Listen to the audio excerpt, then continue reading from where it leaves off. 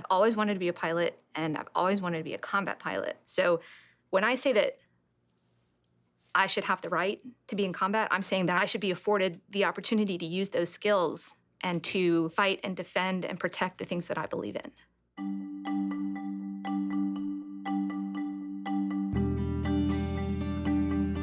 I wasn't raised as a military brat, but my dad was in the Air Force. In junior high, when I was playing soccer, I got a little distracted watching an F-16 fly by, and I was like, oh, that is so cool. And then all of a sudden, the ball hit me in the head. So I thought to myself, well, I guess that's my passion.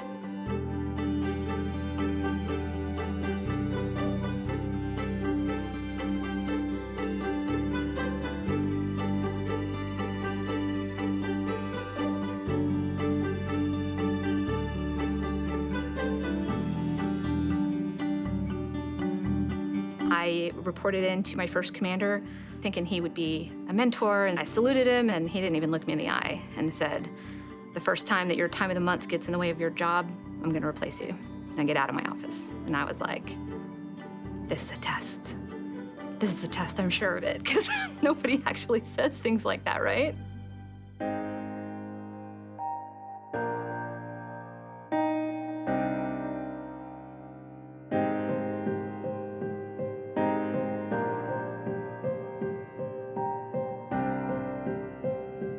When we got the call to go on my first mission, it was an American soldier. We were told he had a gunshot wound to the arm. When we got there, he had almost completely bled out.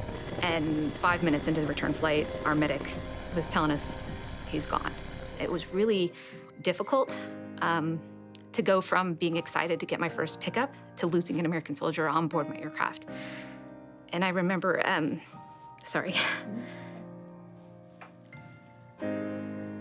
I remember wanting to become a real rescue pilot and then realizing what that meant. That killed that sensation immediately. So it's not about wanting to be in combat. It's about if combat has to happen, I want to be there to help.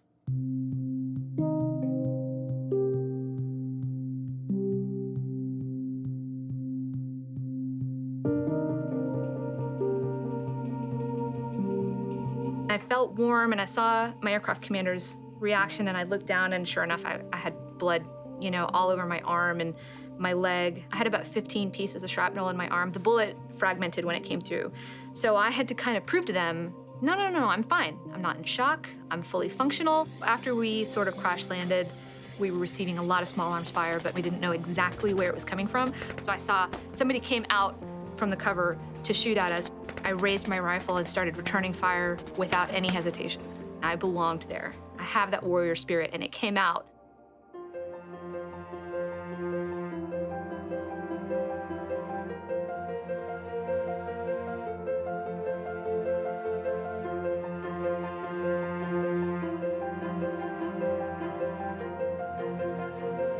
Commanders in the field were having to find loopholes to attach women to units that they couldn't assign women to. There was no doubt women had been in combat for thousands of years, but for the last 10 years, women had been proving themselves in combat.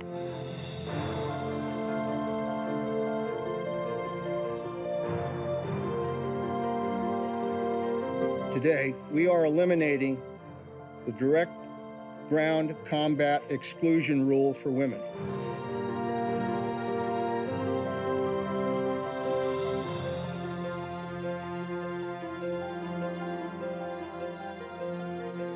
Until we change the culture of women being treated inferior and women being looked at as less than, that culture will continue. And women being allowed to compete for these positions is a big step in that direction. My goal is to open the competition to women, and any woman who can hack it should be given the opportunity to serve her country in the way that her heart and her soul is telling her to, just like the men, and answer that calling.